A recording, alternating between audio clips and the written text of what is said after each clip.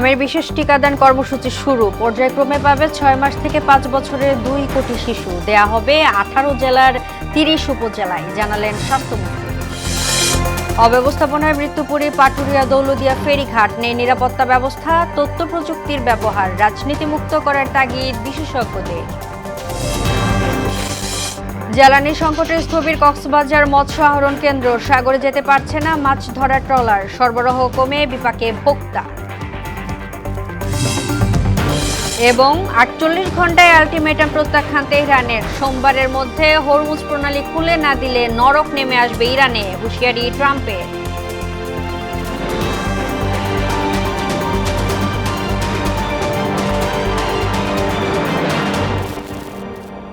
আসসালামু আলাইকুম। মোহনা সংবাদে সবাইকে স্বাগত। এতক্ষণ শুনছেন শিরোনাম, পুরো সংবাদের সঙ্গে আছি আমি তাজরিন নাহার মুক্তি। প্রাদুর্ভাব বেড়ে যাওয়ায় জরুরি ভিত্তিতে শুরু হয়েছে হামের বিশেষ টিকাদান কর্মসূচি। হামে আক্রান্ত শিশু ছাড়া 6 থেকে 59 মাস বয়স পর্যন্ত সব শিশুকে টিকা দেওয়া হবে। শনিবার সচিবালয়ের স্বাস্থ্য মন্ত্রণালয়ের এক প্রেস ব্রিফিংয়ে এই তথ্য জানান স্বাস্থ্যমন্ত্রী সর্দার মোহাম্মদ সাখাওয়াত হোসেন বকুল। প্রথম পর্যায়ে অতি ঝুঁকিপূর্ণ এলাকায় টিকা দেওয়া হবে বলেও জানান স্বাস্থ্যমন্ত্রী। বিস্তারিত তানজিদ ভুঁইয়া রিপোর্টে। যদি পরবর্তীতে কেউ আসে যা কন্টেন্ট। শনিবার দুপুরে সচিবালয়ে স্বাস্থ্য মন্ত্রণালয়ের সম্মেলন কক্ষে হামের টিকাদান কর্মসূচি নিয়ে সংবাদ সম্মেলন করেন স্বাস্থ্য পরিবার কল্যাণ মন্ত্রী সর্দার মোহাম্মদ সাখাওয়াত হোসেন। তিনি জানান, রোববার সকাল 9টা থেকে শুরু হবে টিকাদান কার্যক্রম। প্রথম পর্যায়ে টিকা দেয়া হবে দেশের উচ্চ ঝুঁকিপূর্ণ 18 জেলার 30 উপজেলায়। 18টা জেলার অধীনে 30টা উপজেলাকে আমরা হিট করতে চাচ্ছি। এখন ওইখানের মিজেলসের আক্রমণটা বেশি বিদায় 5টি স্পটে আমরা নিজেরা আমাদের মন্ত্রণালয় থেকে সরকারের পক্ষ থেকে আমরা উপস্থিত থাকব। বাকি 25টা উপজেলায় আমাদের সিভিল সার্জনগণ স্থানীয় কর্মকর্তাদের নিয়ে ওই কাজটা উদ্বোধন করবে। এই মুহূর্তে হামে আক্রান্ত শিশু ছাড়া 6 মাস থেকে 59 মাস বয়স পর্যন্ত সব শিশুকে টিকা দেওয়া হবে বলে জানান স্বাস্থ্যমন্ত্রী। ফার্স্ট কনসিডারেশন নিয়েছি 6 মাস থেকে 59 মাস, মানে 5 বছর থেকে 1 মাস কম। এই গ্রুপটাকে আমরা কালকে থেকে শুরু করতেছি। এই 30টা উপজেলা শুরু করা মানে আমাদের কার্যক্রম শেষ না। আমরা এটাকে যেহেতু এখানে প্রবল আকার ধারণ করেছে, এটাকে আমরা কন্ট্রোলে নিয়ে বাকিগুলিতে আমরা কাজে অগ্রসর হব ইনশাআল্লাহ। টিকার পাশাপাশি শিশুদের ভিটামিন এ ক্যাপসুল খাওয়ানো হবে জানিয়ে স্বাস্থ্যমন্ত্রী বলেন, যে সকল শিশু অসুস্থ শুধু তারাই ভিটামিন এ ক্যাপসুল পাবে। যারা অসুস্থ, হাম আক্রমণ হয়েছে অথবা জ্বর হয়েছে, হামের সম্ভাবনা আছে, শুধু আক্রান্ত চিকিৎসাধীন রোগীদেরকে ভিটামিন এ দেয়া হবে। পরিস্থিতি নিয়ন্ত্রণে রয়েছে দাবি করে সাধারণ মানুষকে আতঙ্কিত না হওয়ার আহ্বান জানান স্বাস্থ্যমন্ত্রী। আমাদের ডাক্তাররা যেভাবে পরিশ্রম করতেছে, বিশ্বাস করেন এরা এখন মৃত্যুর ভয় নেই, সমানে কাজ করতেছে আমাদেরকে মানুষকে বাঁচানোর জন্য। তানজিদ ভুঁইয়া, মোহনা সংবাদ, ঢাকা। জীবন্ত মৃত্যুপরীতে পরিণত হয়েছে পাটুরিয়া দৌলদিয়ার ফেরিঘাট। এর সর্বশেষ বলি সৌহার্দ্য পরিবহনে বাসডুবি। নিভে গেছে 26 জন প্রাণ প্রদীপ। হৃদয় বিদারক এই ঘটনা মেনে নিতে পারছে না দেশবাসী। ফেরিঘাটের অনিয়ম আর অব্যবস্থাপনা নিয়ে ক্ষোভ সবার মুখেই। রাজবাড়ীর গোয়ালন্দ প্রতিনিধি আবুল হোসেনের সহায়তায় মনিরুল ইসলামের অনুসন্ধানী প্রতিবেদনে থাকছে বিস্তারিত। ছবি তুলেছেন তারিকুল ইসলাম খোকন। রাক্ষসী নদী পদ্মা, যার ঢেউয়ের তোড়ে এখানে তটরেখা বদলায় প্রতিনিয়ত। প্রমত্তা পদ্মা শুধু জনপদ গিলেই ক্ষান্ত হয় না, মাঝে মধ্যেই সে কেড়ে নেয় প্রাণ, ডুবিয়ে দেয় হাজারো স্বপ্ন। দক্ষিণ পশ্চিমাঞ্চলের 21 জেলার প্রবেশদ্বার এই দৌলদিয়া পাটুরিয়া ফেরিঘাট। অথচ জনগুরুত্বপূর্ণ এই নৌরুটটি এখন যেন রীতিমতো মরণ ফাঁদ, যেখানে দশকের পর দশকেও লাগেনি আধুনিকতার ছোঁয়া।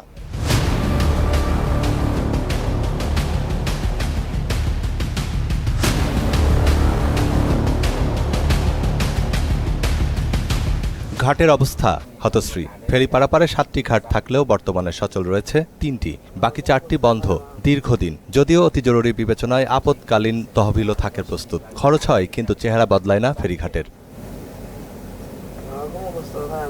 আধুনিক এই যুগে ফেরিঘাটে নিরাপত্তার ছিটে ফোটাও নেই, পল্টনও সেকেলে ধরেছে জং।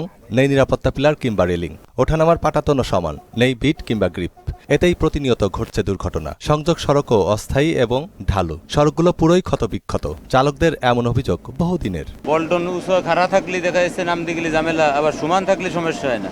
এই রাস্তায় এই সমস্যাটা তৈরি করেছে। ঘাট থেকে গাড়িগুলো লাভে ওইগুলো বেকু দিয়ে মাটি কেটে সমান করে দিতে হবে। এটা তো বিআইডব্লিউটি এর সরকারি কর্মকর্তাদের কাজ এটা লক্ষ্য করবে। রোডটা যাতে লেভেল পর্যায়ে থাকে। এই রুটে প্রতিদিন পার হয় অন্তত ৫,০০০ গাড়ি। ফেরিঘাটে ভিড়তেই ওঠার তারা অপেক্ষমান যানবাহনের, অপরদিকে নামারও তারা ফেরিতে থাকা গাড়ির। এখানেই শুভঙ্করের দারুণ ফাঁকি। টাকার বিনিময়ে গাড়ি ছাড়ে 20টা 25টা গিয়ে ঘাটের মুখে যেয়ে 16 যেয়ে চাকা নামার পরে ফেরিতে বলে যে আর জায়গা নেই, ব্যাগে দাও। একই সময় লোড আনলোড হওয়াকেই ফেরিঘাটে দুর্ঘটনার মূল কারণ হিসেবে চিহ্নিত করছেন পরিবহন বিশেষজ্ঞ হাদিউজ্জামান। যারা লাইনম্যান থাকে তারা যেটা করে, কোন গাড়ি আগে দিবে সামনে দিবে সেখান থেকে চাঁদা নিবে, এই কাজে তারা ব্যস্ত। কারণ এই যে ফেরিঘাটে আমরা পুন্টন যেটির কথা বলতেছি, এখানে কিন্তু একজন সুপারভাইজার থাকার কথা, যে গাইড করবে অফলোডিং এবং লোডিংয়ের সময়। বাসডুবির পর বিআইডব্লিউটির দায়িত্ব জ্ঞানহীন বক্তব্য ক্ষোভের আগুনে ঘি ঢেলেছে। দুর্ঘটনার দায় নিতে নারাজ সংস্থাটি, সব দোষ চাপাচ্ছে বাস চালকের উপর। তাদের এমন দায়সারা বক্তব্যে ক্ষুব্ধ পরিবহন শ্রমিকরা। এর আগে ড্রাইভার স্টারিংয়ে বসছে, তো ওই যখন ধাক্কা লাগছে তখন ওই যোগানের উপরে চাকাটা উঠে গেছে, উঠে গাড়ি অটোতে স্টার্ট হয়ে গেছে। স্টার্ট হয়ে বলে ওর আর ড্রাইভার আর কন্ট্রোল করতে পারেনি। তবে ঘটনার পর দেখা গেল দুর্ঘটনা কবলিত ৩ নম্বর ঘাটের সংযোগ সড়ক মেরামতে তাড়াহুড়া। সড়কের এমন দশাই যেন ভাত ঘুমে বিআইডব্লিউটি এর টেকনিক্যাল সহকারী নাসিম হোসেন। প্রশ্ন করা হলে সদুত্তর দিতে পারেননি তিনি। আমাদের ঈদের আগে পরে এবং কি আমাদের যে লেবার আছে এবং কি এরা এই কাজটা সবসময় করে থাকে।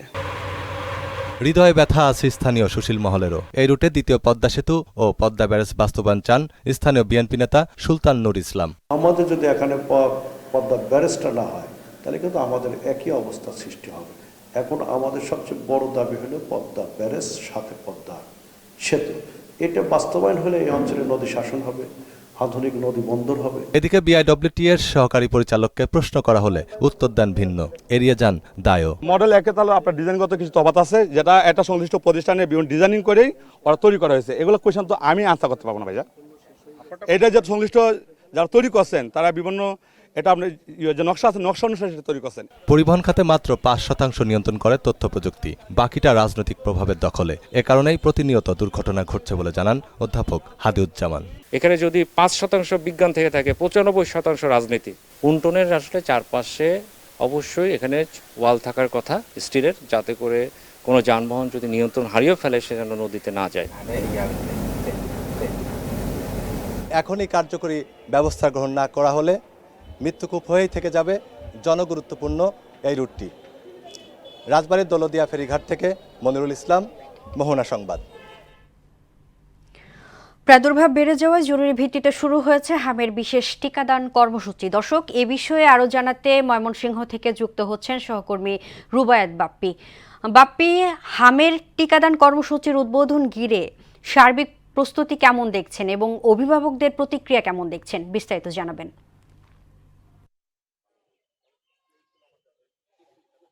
মুক্তি, আপনি জানেন যে সাম্প্রতিক সময়ে বাংলাদেশে হামের প্রাদুর্ভাব বেড়ে যাওয়ার যে অবস্থা, সেই প্রাদুর্ভাব কিন্তু ময়মনসিংহ বেড়েছে। তো সরকার নির্ধারিত যে ঘোষণা দিয়েছেন যে হামের টিকা দেওয়ার জন্য, সেই টিকা কার্যক্রম কিন্তু আজকে ময়মনসিংহ উদ্বোধন হচ্ছে। আজ কিন্তু ময়মনসিংহ জেলার 3টি উপজেলায় কিন্তু সেই হামের টিকা কার্যক্রম শুরু হবে। ময়মনসিংহ সদর, ত্রিশাল উপজেলা এবং ফুলপুর উপজেলা। তো আমি এখন আছি ময়মনসিংহ সদরের যে চুরখাই এলাকা, সেই চুরখাই এলাকার চুরখাই ইসলামিয়া ফাজিল ডিগ্রি যে মাদ্রাসা, সেই মাদ্রাসার প্রাঙ্গণে আমি যদি একটু দেখাতে চাই, আপনি দেখতে পাবেন যে এখানে কিন্তু যে টিকাদানের জন্য যে ক্যাম্পেইন, সেই ক্যাম্প কিন্তু এখানে করা হয়েছে। এবং আমরা জানতে পেরেছি যে এই ক্যাম্পে কিন্তু অল্প কিছুক্ষণ পর কিন্তু সদস্য বাবাকন্দ এখানে উদ্বোধন করবেন। মধ্যে কিন্তু স্বাস্থ্য বিভাগের কর্মকর্তা এখানে উপস্থিত হয়েছে পাচ্ছেন যে অনেক অভিভাবক কিন্তু তাদের শিশুদেরকে নিয়ে এখানে এসেছেন এবং তারা কিন্তু যেটি বলছেন যে তারা যে বর্তমানে যে হামের যে ভয়াবহতা সেই ভয়াবহতাকে শিশুদেরকে রক্ষা করার জন্য কিন্তু তারা হামের টিকা কার্যক্রমে অংশগ্রহণ করার জন্য এখানে এসেছেন এবং যারা এসেছেন অভিভাবকরা তারা কিন্তু সন্তোষ প্রকাশ করেছেন যে সরকার স্বল্প সময়ের মধ্যে যে উদ্যোগ গ্রহণ করেছে সেই উদ্যোগের প্রতি কিন্তু তারা সন্তোষ প্রকাশ করেছে এবং কৃতজ্ঞতা প্রকাশ করেছেন। তো আমি যে বিষয়টি এখানে এই সদর উপজেলা পরিবার পরিকল্পনা কর্মকর্তা যে শাহজাহান কবির আছেন উনিও কিন্তু বিষয়টি বলেছেন যে এই সদরে কিন্তু 1,54,000 টিকা কার্যক্রম কিন্তু আজকে উদ্বোধন করা হবে। তো এই ছিল আমার কাছে ময়মনসিংহ থেকে হামে টিকা কার্যক্রম নিয়ে সর্বশেষ। ধন্যবাদ বাপি আপনাকে। মধ্যপ্রাচ্যে চলমান সংঘাতের ব্যাপক প্রভাব পড়েছে দেশের জ্বালানি খাতে। ডিজেল সংকটে স্থবির হয়ে পড়েছে কক্সবাজারের অন্যতম বৃহত্তম মৎস্য আহরণ কেন্দ্র। তীব্র জ্বালানি তেলের সংকটের জেরে সাগরে যেতে পারছে না হাজার হাজার মাছ ধরার নৌযান। এতে স্থানীয় বাজারে মাছের সরবরাহ কমে গিয়ে প্রভাব পড়েছে সাধারণ ভোক্তাদের উপর। আমানুল হক বাবুলের প্রতিবেদন, জানাচ্ছেন তাসিন তারিন। কক্সবাজারে জ্বালানির সংকটের জেরে সাগরে মাছ ধরতে যেতে পারছেন না হাজার হাজার জেলে। বাঘখালী নদীর ঘাটে নোঙর করে রাখা হয়েছে এইসব মাছ ধরার ট্রলার। এতে চরম অনিশ্চয়তায় পড়েছে লাখো জেলে পরিবার। জেলায় প্রায় 6,000 মাছ ধরার ট্রলার রয়েছে, যার শতভাগই ডিজেল চালিত। তবে পর্যাপ্ত পরিমাণ ডিজেল না পাওয়ায় অন্তত 4,000 ট্রলারের মাছ আহরণ কার্যক্রম বন্ধ রয়েছে। জেলেরা জানান, বর্তমানে যে পরিমাণ ডিজেল পাওয়া যাচ্ছে তা দিয়ে উপকূল থেকে 10 থেকে 12 কিলোমিটার পর্যন্ত যাওয়া সম্ভব। অথচ পর্যাপ্ত মাছ পেতে হলে সাগরের অন্তত 40 থেকে 50 কিলোমিটার গভীরে যেতে হয়। এর ফলে বাধ্য হয়ে অনেক ট্রলার ঘাটেই নোঙর করে রাখা হয়েছে। তেল যখন ন পাই আমরা এখন খারে ফিশিং বোটে লই বয়ে থাকি, কোনো কাজ নাই কর্ম নাই, আমরা কিভাবে চলি? আমরা অতি শীঘ্র যদি তেল না পাই তাহলে আমরা আরো অনেক কষ্টের মধ্যে পড়ে যাব বোট বাইর করতে। আমার 3টা ট্রলারের মধ্যে প্রায় 100-এর কাছাকাছি লোক আমার কাজ করে আমার এখানে, কিন্তু আজকে 1 মাস ধরে আমরা বোট ট্রলার বের করতে পারছি না তেলের কারণে। কিভাবে হাইতে আছে কিভাবে হাইতে আছে না আমরা তো এটা জানি না। বউ বাইন্দে জ্বালাইতে আছে, আমি সাগর ট্রলার দিকে পড়ে আছি। তেলের সংকটের জেরে অনেক ফিশিং বোট সাগরে যেতে পারছে না। এতে জেলেরা আর্থিকভাবে ক্ষতিগ্রস্ত হচ্ছেন। দ্রুত এই সংকট নিরসনে সরকারের কার্যকর পদক্ষেপ প্রয়োজন। আমরা পর্যাপ্ত পরিমাণ তেল না পাওয়ার কারণে আমাদের বোট ওভাবে সাগরে যাওয়া সম্ভব হচ্ছে না। তেলের কোনো সংকট নেই, তবে নিবন্ধনকৃত বোটগুলোকে অগ্রাধিকার দিয়ে তেল সরবরাহ এবং ফিটনেসবিহীন যানবাহনকে তেল না দেওয়ার নির্দেশনা দেওয়ার কথা জানান জেলা প্রশাসক। সরকারি নির্দেশনা মোতাবেক যারা রেজিস্টার্ডকৃত বোট তাদেরকে আমরা তেল দেওয়ার ক্ষেত্রে অগ্রাধিকার দিচ্ছি। তাদের মালিক সমিতির সাথে কথা হয়েছে, এইরকম নিবন্ধিত যে জেলে বা ফিশিং বোট আছে তাদেরকে আমরা আগে তারা তেল পাবে। দ্রুত জ্বালানি সরবরাহ স্বাভাবিক না হলে এই সংকট আরও গভীর হওয়ার শঙ্কা প্রকাশ করছেন সংশ্লিষ্টরা। তাহসিন তারিন, মোহনা সংবাদ। রাজধানী কেরানীগঞ্জের কদমতলীতে গ্যাস লাইটার কারখানার অগ্নিকাণ্ডে নিহতের সংখ্যা বেড়ে 6 জনে দাঁড়িয়েছে। এই ঘটনায় গভীর শোক জানিয়েছে প্রধানমন্ত্রী তারেক রহমান। স্বাস্থ্য ও পরিবার কল্যাণ মন্ত্রী সর্দার মোহাম্মদ সাখাওয়াত হোসেন বকুল জানান, নিহত ও আহতর পরিবারের দায়িত্ব প্রধানমন্ত্রী তারেক রহমান নিয়েছেন। নিহত প্রত্যেকের পরিবারকে শ্রম মন্ত্রণালয় 2 লাখ টাকা দেবে। শনিবার দুপুরে কদমতলী চৌরাস্তা আল বারাকা হাসপাতালের পাশে একটি গ্যাস লাইটার কারখানায় অগ্নিকাণ্ডের এই ঘটনাটি ঘটে। এতে বেশ কয়েকজন হতাহত হয়েছে। ফায়ার সার্ভিসের 7টি ইউনিটের চেষ্টায় সোয়া 1 ঘণ্টায় আগুন নিয়ন্ত্রণে আসে। বৈশ্বিক চলমান পরিস্থিতির প্রভাব কাটিয়ে ব্যবসা বাণিজ্য সহ দেশের সামগ্রিক অর্থনৈতিক ব্যবস্থাপনার স্বাভাবিক রাখতে ব্যবসায়ীদের সঙ্গে শনিবার বৈঠক করেছেন প্রধানমন্ত্রী তারেক রহমান। এমনটি জানিয়েছে অর্থমন্ত্রী আমির খসরু মাহমুদ চৌধুরী। ব্যবসায়ীদের সংকট মোকাবেলায় বেশ কিছু সমস্যার সমাধান হয়েছে উল্লেখ করে তিনি জানান, বাকি সমস্যা নিরসনে কাজ করছেন সরকার। এছাড়া এশিয়ান ইনফ্রাস্ট্রাকচার ইনভেস্টমেন্ট ব্যাংক জলবায়ু ও পরিবেশ ইস্যুতেও বাংলাদেশকে সহায়তা দেওয়ার আশ্বাস দিয়েছে বলেও জানান অর্থমন্ত্রী। আরও জানাচ্ছেন হুমায়ুন কবির। শনিবার সকাল 10:30টার পর তেজগাঁও কার্যালয়ে আসেন প্রধানমন্ত্রী তারেক রহমান। বৈঠকে অংশ নেন অর্থমন্ত্রী, বাণিজ্যমন্ত্রী ও সরকারের সংশ্লিষ্ট ব্যক্তিসহ দেশের শীর্ষ ব্যবসায়ীরা। দেশের ব্যবসা বাণিজ্য, বিনিয়োগ পরিস্থিতি এবং শিল্প খাতের বিদ্যমান চ্যালেঞ্জ নিয়ে প্রাইভেট সেক্টর অ্যাডভাইজরি কাউন্সিলের সভাপতিত্ব করেন প্রধানমন্ত্রী তারেক রহমান। এরপর দুপুরে এশিয়ান ইনফ্রাস্ট্রাকচার ইনভেস্টমেন্ট ব্যাংকের প্রতিনিধি দলের সাথে প্রধানমন্ত্রীর আরেকটি বৈঠক অনুষ্ঠিত হয়। বৈঠক শেষে অর্থমন্ত্রী গণমাধ্যমকে জানান, দেশের ব্যবসায়ীরা তাদের ব্যবসা বাণিজ্য, অর্থনৈতিক অবস্থা ও বিনিয়োগ পরিস্থিতি নিয়ে নানা সংকটের কথা তুলে ধরেন। এই ব্যাপারে তাৎক্ষণিক কিছু সমাধানের পাশাপাশি বাকি সমস্যা নিরসনের কথা প্রধানমন্ত্রী উল্লেখ করেছেন বলেও জানান অর্থমন্ত্রী। ব্যবসায়ী নেতৃবৃন্দের সাথে বসা হয়েছে, তাদের কাছ থেকে উনি শুনেছেন যে বিনিয়োগের পথে বাধা কোথায়, তাদের বিনিয়োগে বাধা কোথায় কোথায় পাচ্ছে, এগুলোর সমাধান উনি করতে চান, খুব সহসা করতে চান এবং এইগুলো শুনেছেন। কিছু কিছু সমাধান অন দ্য স্পট দিয়েছেন, আর বাকিগুলো আলোচনার মাধ্যমে সমাধান দেওয়া হবে। আর জ্বালানি সংকট সহ বিভিন্ন খাতে যে সংকট তৈরি হয়েছে, তার পাশাপাশি দেশের আগামী দিনের উন্নয়নের budget Asian infrastructure investment bank বাংলাদেশকে সাপোর্ট দিবে বলেও জানান আমির খুসরো মাহমুদ চৌধুরী। আমরা এশিয়ান ইনফ্রাস্ট্রাকচার ইনভেস্টমেন্ট ব্যাংকের সাথে আমরা কিভাবে কাজ করতে যাচ্ছি। জ্বালানি সংকটের কারণে যে চাপ সৃষ্টি হচ্ছে অর্থনীতির উপরে, বাংলাদেশের উপর না, সারা বিশ্বের সব দেশের উপর এই চাপটা সৃষ্টি হচ্ছে। এখান থেকে বের হওয়ার জন্য আমরা বাজেট সাপোর্টের সম্বন্ধে আলাপ হয়েছে এবং তারা সম্মত হয়েছে, তারা বাজেট সাপোর্ট দেবে। পুরনো যেসব প্রতিষ্ঠান বা মিল কারখানা বন্ধ রয়েছে, সেগুলো কিভাবে চালু করা যায় সেই ব্যাপারেও সরকার উদ্যোগ নিয়েছে বলে জানান অর্থমন্ত্রী। নতুন প্রজেক্টের বাইরেও যেগুলো পুরনো প্রজেক্ট বন্ধ হয়ে আছে, এগুলো চালু করার জন্য আলোচনা হয়েছে। হুমায়ুন কবির, মোহনা সংবাদ, ঢাকা। জাতীয় কাউন্সিলের মাধ্যমে দলের সাংগঠনিক কর্মকাণ্ড বিস্তৃত করবে বিএনপি। শনিবার রাতে গুলশানের চেয়ারম্যানের কার্যালয়ের দলের স্থায়ী কমিটির বৈঠকের পর মহাসচিব মির্জা ফখরুল ইসলাম আলমগীর এ কথা জানান।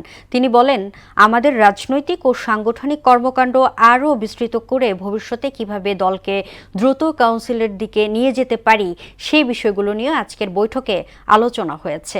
এ সময় বিএনপির মহাসচিব আরও বলেন, ৪৭ দিনের সরকারের কর্মসূচি সম্পর্কে দলের স্থায়ী কমিটির মতামত নিয়েছেন প্রধানমন্ত্রী। একই সঙ্গে কিছু কিছু সদস্যের পরামর্শও দিয়েছেন তিনি। চেয়ারম্যান এবং প্রধানমন্ত্রী স্ট্যান্ডিং কমিটি মিটিং ডেকেছিলেন। স্ট্যান্ডিং কমিটি মিটিংয়ে আলোচনা হয়েছে আমাদের এই ৪৭ দিনের যে কর্মসূচি প্রধানমন্ত্রী নিয়েছেন এবং কাজগুলোর সম্পর্কে দলের মতামত, অর্থাৎ স্ট্যান্ডিং কমিটির মতামত তিনি নিয়েছেন এবং সেই সঙ্গে অনেক সদস্য তাদের কিছু কিছু পরামর্শ দিয়েছেন। দ্রুতই আমরা চেষ্টা করব যে যত দ্রুত পাওয়া যায় কাউন্সিলের দিকে যাওয়ার জন্য, এটার সম্পর্কে আমাদের আলোচনা হয়েছে। জ্বালানি সংকটের প্রেক্ষিতে সব সরকারি বেসরকারি অফিসের নতুন সময়সীমা নির্ধারণ করে প্রজ্ঞাপন জারি করেছে সরকার। শনিবার জনপ্রশাসন মন্ত্রণালয় থেকে প্রজ্ঞাপন জারি করা হয়েছে। প্রজ্ঞাপন অনুযায়ী রোববার থেকে বৃহস্পতিবার পর্যন্ত দেশের সব সরকারি ও বেসরকারি অফিস চলবে সকাল ৯টা থেকে বিকেল ৪টা পর্যন্ত। এছাড়া শুক্র ও শনিবার সাপ্তাহিক ছুটি থাকবে। আজ থেকে পরবর্তী নির্দেশ না দেয়া পর্যন্ত এই সময়সূচি দেশের সব সরকারি ও বেসরকারি অফিস চলবে বলেও উল্লেখ করেন তিনি। জরুরি পরিষেবাগুলো নতুন অফিস সময়সূচির আওতার বাইরে থাকবে, আর ব্যাংক লেনদেন চলবে সকাল 10টা থেকে বেলা 3টা পর্যন্ত। এবার আন্তর্জাতিক প্রসঙ্গ। ইসরায়েলের প্রধানমন্ত্রী বেনিয়ামিন নেতানিয়াহু বলেছেন, ইরানের ইস্পাত শিল্প ও পেট্রোকেমিক্যাল স্থাপনায় হামলা করা হয়েছে যাতে দেশটির অস্ত্র তৈরিতে বাধার মুখে পড়ে। ইসরায়েলের সামরিক বাহিনী তাদের সংবাদ মাধ্যমগুলোকে জানিয়েছে, ইরান ঘিরে সংঘাত বৃদ্ধির বিষয়ে এরই মধ্যে ব্রিফিং চলছে। মনে করা হচ্ছে যুদ্ধে বন্ধের বিষয়ে কূটনৈতিক প্রচেষ্টা ব্যর্থ হয়েছে এবং তারা এখন মার্কিন প্রেসিডেন্ট ডোনাল্ড ট্রাম্পের কাছ থেকে ইরানের পাওয়ার গ্রিড ও জ্বালানি সম্পদের আঘাত হানার অনুমতি পাওয়ার অপেক্ষায় রয়েছে। এসব হামলার বিষয়ে তারা প্রস্তুতি নিচ্ছে। এদিকে শনিবার ট্রাম্পে ইরানের প্রতি 48 ঘন্টার আলটিমেটাম পুনর্ব্যক্ত করেন এবং বলেন, সোমবারের মধ্যে এটি করতে ব্যর্থ হলে ইরানের নরক নেমে আসবে। মার্কিন প্রেসিডেন্ট এই হুঁশিয়ারি সরাসরি প্রত্যাখ্যান করেছে ইরানের কেন্দ্রীয় সামরিক সদর দপ্তর খাতাম আল আম্বিয়ায়। টাঙ্গাইলের বিভিন্ন অঞ্চলে গম চাষে ঝুঁকছেন কৃষকরা। আগে ভুট্টার আবাদ হলেও বর্তমানে গমের আবাদ বেড়েছে। গমের বাজার ভালো থাকায় লাভের আশা করছেন চাষিরা, আর কৃষকদের সব ধরনের পরামর্শ দিচ্ছে কৃষি বিভাগ। মীর আনোয়ার হোসেন টুটুলের প্রতিবেদন, জানাচ্ছেন মাহমুদ আক্তার। চলতি রবি মৌসুমে টাঙ্গাইল জেলায় রেকর্ড পরিমাণ জমিতে গমের চাষ করা হয়েছে। যেদিকে চোখ যায় সেদিকে দেখা যায় মাঠে গমের সোনালি পাকা শীষ বাতাসে দোল খাচ্ছে। কোনো জমিতে এখনো কিছু গমের শীষ কাঁচা রয়েছে। কয়েকদিন পরেই চাষিরা গম কাটা শুরু করতে পারবেন। রোগবালাইয়ের তেমন আক্রমণ না থাকায় চলতি মৌসুমে গমের বাম্পার ফলনের আশা করছেন কৃষকরা। বীজ পাইয়া বীজ ভালো করছি, আমার ফলন খুব ভালো হয়েছে। পয়সা থেকে সার বেসন কীটনাশক সব দিছে। আগামীতে এবার ফসল ভালো হলে আগামীতেও করবো এই আবাদে। ভুট্টার আবাদ করে মনে করেন যে ভুট্টার দাম কম, ভুট্টার ফলন যাই হোক কিন্তু দামে কম। যে এবছর আমি গম আবাদ করছি, গমের ফলনটা দেখতেছি খুব ভালো হবে। এবছর গমের আবাদ ভালো হয়েছে জানিয়ে কৃষকদের প্রণোদনা সহ বিভিন্ন পরামর্শ দেওয়া হয়েছে বলে জানান এই কৃষি কর্মকর্তা। গমের ফলন গত বছর চেয়ে এবছর অনেক ভালো হয়েছে এবং এবছর কৃষকদের প্রণোদনা এবং প্রদর্শনীর মাধ্যমে উদ্বুদ্ধকরণের মাধ্যমে আমরা অনেক আরও বীজ সহায়তা দিয়েছি, ফলন দিয়েছি। সেইভাবে কৃষকের ফলন আরও বৃদ্ধি হয়েছে গত বছর চেয়ে এই বছর। আশা করি ফলন অনেক ভালো হবে।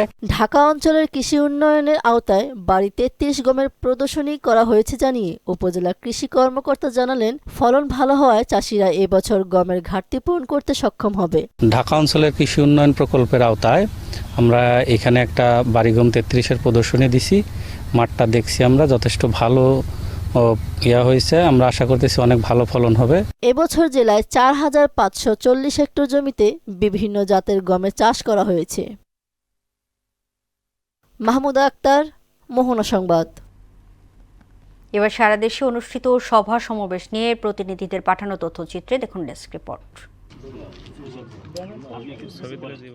সিরাজগঞ্জের রায়গঞ্জে 1100 ক্ষুদ্র ও প্রান্তিক কৃষকদের মাঝে বিনামূল্যে বীজ ও সার বিতরণ কার্যক্রম উদ্বোধন করেন সিরাজগঞ্জ 3 আসনের সংসদ সদস্য বিপি আইনুল হক। জয়পুরহাটের 5 বিবিতে এসএসসি ও এইচএসসি পরীক্ষায় প্রাপ্ত মেধাবী শিক্ষার্থীদের সংবর্ধনা, ক্রেস্ট ও উপবৃত্তি প্রদান করেন হিট বাংলাদেশ এনজিও। গাজীপুরের কালিয়াকৈর পৌরসভার বিভিন্ন এলাকায় পরিচ্ছন্নতা কার্যক্রম পরিচালনা করেছেন বিএনপির নেতাকর্মী ও বিভিন্ন স্কুলের শিক্ষার্থীরা। খুলনা জেলা পরিষদের আর্থিক সহায়তায় অসুস্থ ও দুস্থ পরিবারের সদস্যদের মাঝে প্রধান অতিথি হিসেবে আর্থিক সহায়তার চেক বিতরণ করেন জাতীয় সংসদের হুইপ রকিবুল ইসলাম বকুল। লক্ষ্মীপুরের রায়পুর উপজেলায় 16,57,87,000 টাকা ব্যয়ে সড়কের সংস্কার কাজের উদ্বোধন করেন লক্ষ্মীপুর 2 আসনের সংসদ সদস্য আবুল খায়ের ভুইয়া। নওগাঁর বদলগাছিতে বিভিন্ন মৌসুমে খরিফ 2, রবি ও আউশ ফসলের উৎপাদন বাড়াতে ক্ষুদ্র ও প্রান্তিক 4215 জন কৃষকদের মাঝে বিনামূল্যে কৃষি প্রণোদনা, বীজ ও সার বিতরণ করা হয়েছে। সিরাজগঞ্জে জমকালো আয়োজনের মধ্য দিয়ে ইসলামিয়া কাউন্টি প্রিমিয়ার লিগ 2026-এর উদ্বোধন করেছেন চেম্বার অব কমার্স অ্যান্ড ইন্ডাস্ট্রির পরিচালক হাজী আব্দুস সাত্তার। টাঙ্গাইলে বাংলাদেশ মাধ্যমিক শিক্ষক সমিতির টাঙ্গাইল জেলা শাখা কমিটির অভিষেক উপলক্ষে এক মতবিনিময় সভা অনুষ্ঠিত হয়েছে।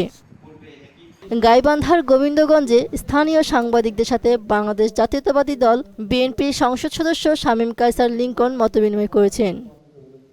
টাঙ্গাইলের বাসাইল উপজেলার কাউলজানি নওশেরিয়া উচ্চ বিদ্যালয়ে জমকালো আয়োজনের মধ্য দিয়ে শতবর্ষ পূর্তি উদযাপন করা হয়েছে। জামালপুর সদর উপজেলার অত্যন্ত গুরুত্বপূর্ণ ময়নার মোড় থেকে পাকুল্লা ভাঙনি ঘাট পর্যন্ত সংযোগ সড়কের নির্মাণ কাজের উদ্বোধন করেন জামালপুর সদর 5 আসনের সংসদ সদস্য অ্যাডভোকেট শাহ মোহাম্মদ ওয়ারেস আলী মামুন।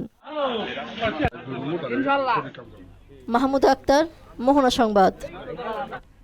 আবারও আন্তর্জাতিক প্রসঙ্গ। ইউক্রেনে ভয়াবহ হামলা চালিয়েছে রাশিয়া। পূর্ব ইউরোপের এই দেশটির বিভিন্ন স্থানে চালানো এই হামলায় কমপক্ষে 15 জন নিহত হয়েছেন, আহত হয়েছে আরও অনেকে। একদিকে ড্রোন ও ক্ষেপণাস্ত্র হামলায় বেসামরিকদের হতাহতের সংখ্যা বাড়ছে, অন্যদিকে যুদ্ধবন্ধে কূটনৈতিক উদ্যোগও স্থবির হয়ে আছে। অন্যদিকে রাশিয়ার দক্ষিণাঞ্চলীয় রোস্তভ অঞ্চলেও ড্রোন ও ক্ষেপণাস্ত্র হামলায় অন্তত 1 জন নিহত এবং 4 জন আহত হয়েছে বলে জানিয়েছে স্থানীয় গভর্নর। আহতদের মধ্যে 3 জন রুশ নাগরিক এবং 1 জন বিদেশি রয়েছেন। খেলা খবর ক্রিকেট। বাংলাদেশ ক্রিকেট বোর্ডের স্পিন বোলিং কোচ হিসেবে নিয়োগ পেলেন সাবেক স্পিনার মোহাম্মদ রফিক। আগামী 1 বছরের জন্য বিসিবির বিশেষজ্ঞ স্পিন বোলিং কোচ হিসেবে নিয়োগ দেওয়া হয়েছে তাকে। জাতীয় দলের পাশাপাশি বিসিবির বিভিন্ন বয়সভিত্তিক পর্যায়ে স্পিনারদের দক্ষতা উন্নয়নের কাজ করবেন। এর মাধ্যমে রফিক পেশাদার ক্রিকেট কোচিংয়ে যুক্ত হলেন। মোহাম্মদ রফিক বাংলাদেশের প্রথম বোলার যিনি টেস্ট ও ওয়ানডেতে 100 উইকেটের মাইলফলক স্পর্শ করেন।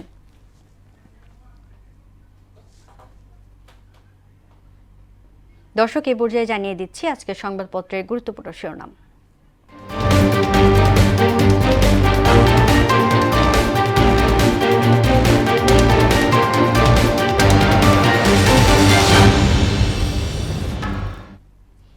দর্শক, প্রথম আলোর শিরোনাম করেছে জ্বালানি পরিস্থিতি, গ্রীষ্মের আগে লোডশেডিং শুরু। 2 দশকে দেশের হামের সর্বোচ্চ মৃত্যু, বেশি মৃত্যু হারও। দৈনিক ইত্তেফাক শিরোনাম করেছে নির্বিচ্ছিন্ন জ্বালানি সরবরাহের নিশ্চয়তা চাইলেন ব্যবসায়ীরা। ছুটি ছাড়া অনুপস্থিত ও আন্দোলনে উস্কানি দিলে চাকরি হারানোর ঝুঁকি। সমকাল শিরোনাম করেছে জ্বালানি সংকটে বদলে যাচ্ছে জীবনযাত্রা। দুদক মানবাধিকার কমিশন নিয়েও আশা নেই। বাংলাদেশ প্রতিদিন শিরোনাম করেছে সংসদে মুখোমুখি 2 জোট, 1-11 সরকারের সঙ্গে ইউনূস সরকারের যোগসূত্র। যুগান্তর শিরোনাম করেছে তামাদি হচ্ছে জনগুরুত্বপূর্ণ অধ্যাদেশ, রাজনীতিতে কালো মেঘ। কেরানীগঞ্জে গ্যাস লাইটার কারখানায় অগ্নিকাণ্ড, মুনাফায় আগুনের অঙ্গার শিশু শ্রমিক সহ 5 জন। এবং সর্বশেষ দ্য ডেইলি স্টার শিরোনাম করেছে nation braces for power cuts in hot summer, business seek reform, steady energy supply. এই ছিল সংবাদপত্রের গুরুত্বপূর্ণ শিরোনাম। শেষ করব মোহনার সংবাদ, যাওয়ার আগে শিরোনামগুলো দেখে নিচ্ছি আরও একবার।